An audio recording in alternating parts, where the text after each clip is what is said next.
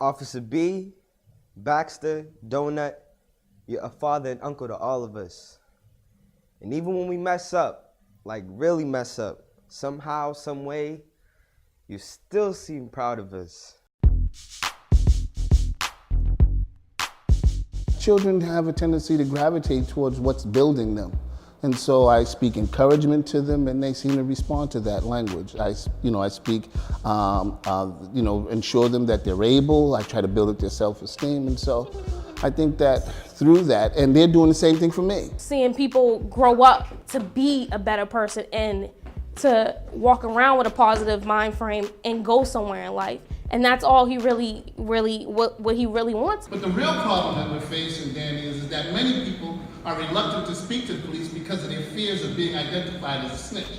He's a great influence because as a little kid, I really was in trouble a lot. He'll tell me to always do right and all that to make sure I get good grades. He was always a good influence on me as I was growing up. He's not afraid to give you his number out whenever anything's going on. He says give him a call, and he actually will be there. And he has time to, even though he's an officer, he has time to hang out with the kids. He experiences what we've been through, and he knows the life of a teenager, so he does a pretty good job of relating to us. My experience, it's common that when we go to deal with many of the young people, they actually have a misconception of what the law is. Whenever there's a question asked, we can teach. That's the idea behind it, is to get people to ask some questions because it eradicates the ignorance. These young people become change agents. They go into the community, they know what the misconceptions were in terms of the police department. They know what it is to become community-minded. These kids are really understanding this process of giving back because they realize that people have come back to give to them. And so that also it's almost like a transference of responsibility, civic responsibility. I have a lot of love for you, fraternal love for you.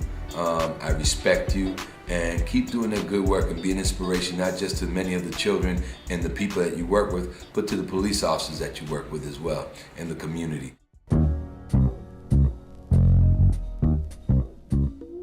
We decided that we would make a 6 to 8 week program where we brought kids into the police academy to do some training.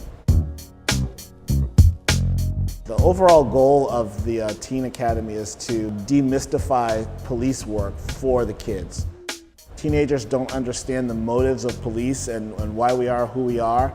And honestly, a lot of police officers, because they are adults and they've grown through that phase, they don't understand the inner city teenager. I thought police officers were bored and like old people, like I saw all of them as old people.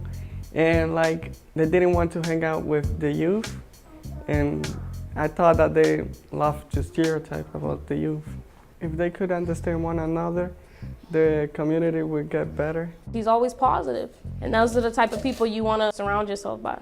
He's always wanting to help people, reach out. He'll give you advice on everything, and he's just like, the work that he does is what he lives for. My favorite part about working with the children is transformation. I see hard, cold people come in, and I see warm, open people leave. That makes me feel very good. That's why I do what I do, being an academy instructor. They're brilliant. They deserve it. Everything that they have given to this community, it is time that the community gives something back to them, and just some a little bit of appreciation, saying that we know your work, we see what you do, and we care, and we just want to thank you for it because it's good work. And you ride and I'll ride, and we'll ride together as a team. From the bottom of our hearts, we thank you for being a part of YPP. Congratulations!